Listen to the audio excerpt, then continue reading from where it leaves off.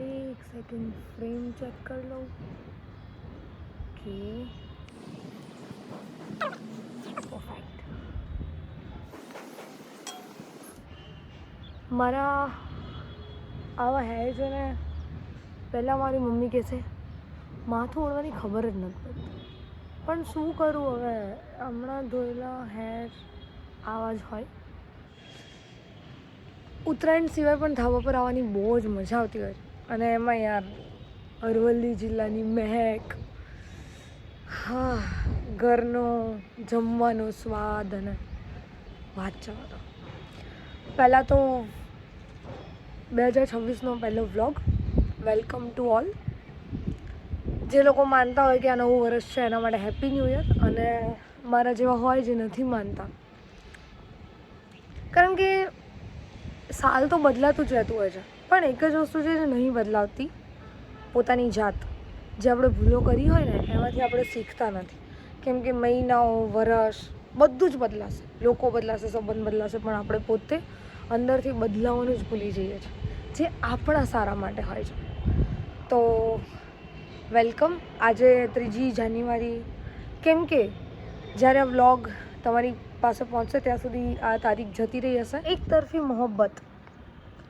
કાલે એટલે 4 જાન્યુઆરીના મારું અમદાવાદ રિવરફ્રન્ટ ખાતે પરફોર્મન્સ છે, જેમાં હું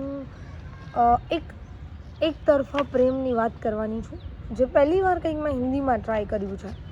તો એની 1-2 લાઈન મારે તમને સંભળાવી છે.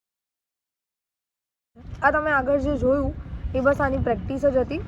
ઘણા બધા લોકોના મને મેસેજ અને ફોન આવતા હોય છે કે કેવી રીતે પરફોર્મ કરાય, તો સ્ટેજ પાવર કેવી રીતે બિલ્ડ થાય, કોન્ફિડન્સ કેવી રીતે બિલ્ડ થાય. તો પહેલાં તો આપણી જે સ્ક્રિપ્ટ હોય એ મજબૂત હોવી જોઈએ, કે જેને સાંભળીને સામેવાળાને તો મજા આવે, પણ એના પહેલાં પોતાને એવું લાગવું જોઈએ કે કંઈક તો છે. તો આખું તો હું તમને અહીંયા નહીં સંભળાવું, કેમ કે એ તમારે જ્યારે હું પરફોર્મ કરું એ સાંભળવાનું છે. પણ 2-3 લાઈન છે જે મારે શેર કરવી છે. એક તરફા પ્રેમ પર છે. उसके ना होने पर मैं होश खो बैठी थी, तड़प रही थी, जैसे जलबिन मछली, जैसे मैं खाने में खड़ा शराब, जाम को हाथ तक नहीं लगा सकता, जैसे बिस्किट को चाय से दूर रखना, जैसे ज़िंदगी को मणिकर्णिका घाट से और इश्क को बनारस से दूर रखना, ऐसी કરી थी मैंने मोहब्बत. તો બસ આવું જ કંઈક હોય. હું ગુજરાતી પરફોર્મર છું, ગુજરાતીમાં વધારે પરફોર્મ કરતી હોઉં છું. પહેલી વાર હું હિન્દીમાં પરફોર્મ કરીશ. થેન્ક્સ ટુ રશ્મિ દીદી કે જેને હિંમત આપી અને પ્રયત્ન કરવા માટે એક સારું એવું સ્ટેજ. જીવનમાં થોડુંક કંઈક કરવાની હિંમત કરીએ ને એટલે કુદરતી રીતે કંઈક ને કંઈક તો વચ્ચે આવતું જ હોય છે. મારા એક્ઝિટ પાછળના ધાબા પર વાંદરાનું બહુ જ મોટું ઝુંડ છે, જે ખબર નહીં ગમે ત્યારે આ ધાબા પર આવી શકે છે અને મારે દોડીને નીચે જવું પડે એમ.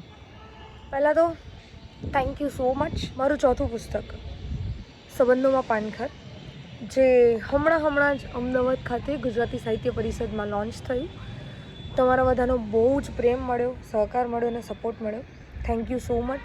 કારણ કે ઘણા એવા લેખકો મેં નજીકથી જોયા છે જેમની કોપીઝ વેચાતા કે લોકો વાંચે અને પસંદ કરે એને ઘણા વર્ષો વીતી જતા હોય છે.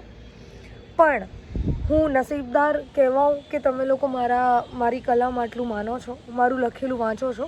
કારણ કે માત્ર 3 દિવસમાં 40 પુસ્તકો સોલ્ડ આઉટ થવા ને એ બહુ જ મોટી વાત છે. So thank you so much. આટલો બધો પ્રેમ અને સપોર્ટ કરવા માટે આગળ પણ કરતા રહેજો. અને એક લેખક તરીકે મારી જર્ની બને એટલું ટ્રાય કરીશ કે હું તમને યુટ્યુબના વ્લોગ થ્રુ બતાવવાનો પ્રયત્ન કરું કે નોર્મલ લોકો જેવી જ જિંદગી હોય છે.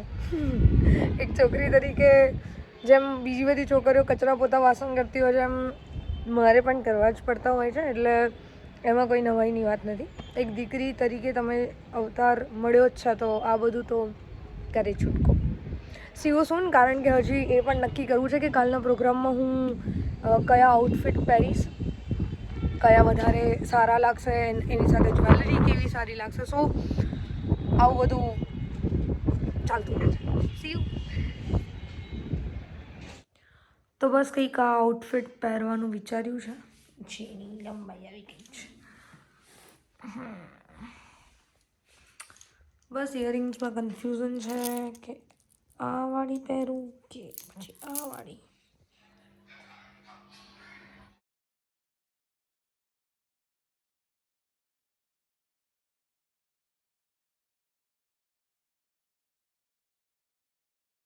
મમ્મી તમે ફેમસ થઈ જાઓ.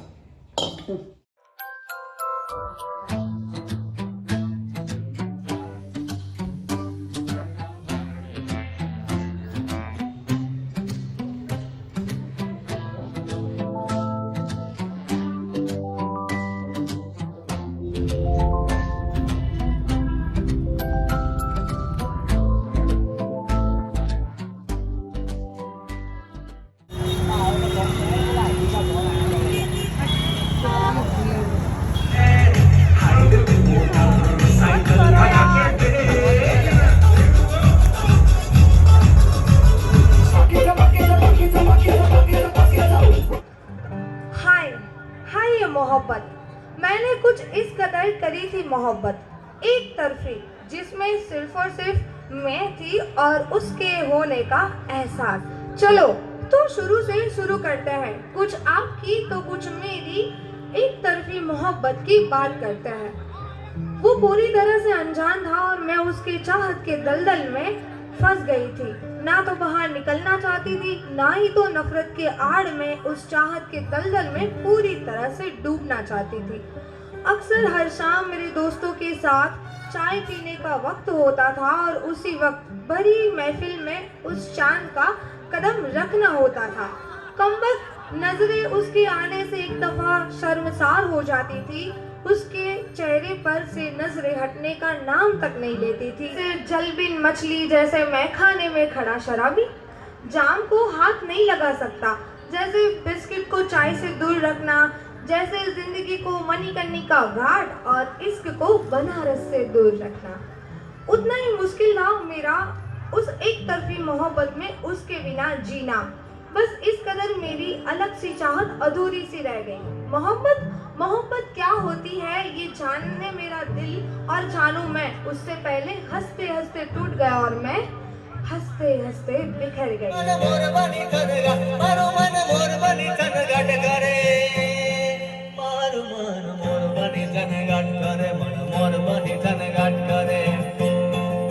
હેલો, કાલનો ઇવેન્ટ બહુ જ સરસ, બહુ જ મજા આવી, બહુ જ મસ્ત ગયું.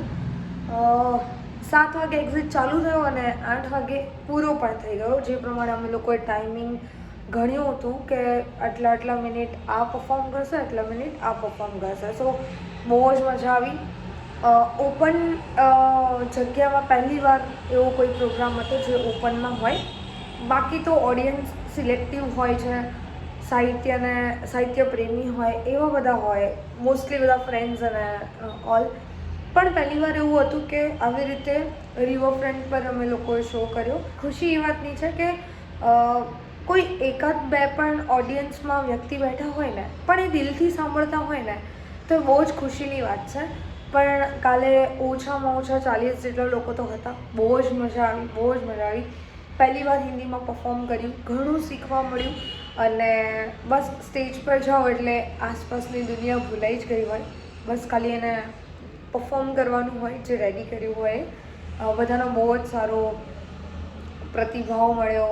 અને પેલું કાલે છે ને એ વસ્તુ પણ સાંભળી કોઈ એક બે જણે જ્યારે પરફોર્મ કરતા હતા ને ત્યારે સીટી પણ વગાડી. તો પેલું જે મૂવી થિયેટરમાં આપણે લોકો બહુ જ પહેલાં ફીલ કરતા હતા ને એવું ક્યાંક ફીલ થયું. તો લાગ્યું કે હા, લોકોને બહુ જ મજા આવી રહી છે સ્ટેજ પરથી. બહુ મજા આવી. પહેલાં રશ્મિ દીદીનું પરફોર્મ હતું, એના પછી મારું, અને મારા પછી દીપનું પરફોર્મન્સ હતું. બહુ જ ખરેખર બહુ મજા આવી પ્રોગ્રામમાં.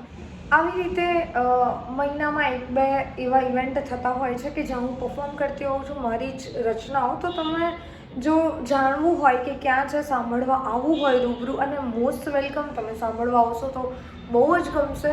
તો મારું ફેસબુક છે અને ઇન્સ્ટાગ્રામ છે, એનું user name phone jockey Krishna છે.